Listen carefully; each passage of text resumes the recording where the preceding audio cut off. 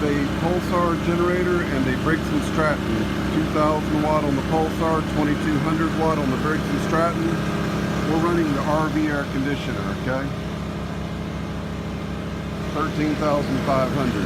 They're parallel together, they're running great. Let's take and shut the Briggs & Stratton off and see if the load will shift over to the other generator. Air conditioner's running. We're pulling about 12.34 amps right now. I'll shut this one off.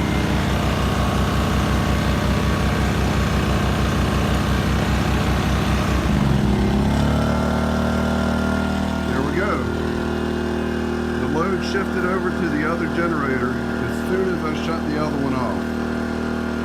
So that is load shifting, parallel operation, working great. Both of these little generators will start the RV air conditioner by themselves. But just wanted to show you how that works. When we crank the Briggs back up, listen to the load go off the Pulsar. You ready? Listen to them sync.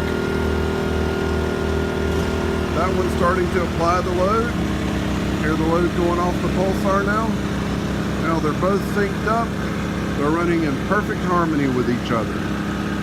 So if you ever have a big heavy load that you want to carry, this is the way to do it. I have my RV, my air conditioner going. Let me put another 1,000 watts of load.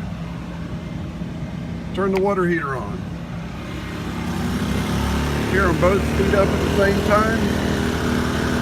That is almost 22 amps.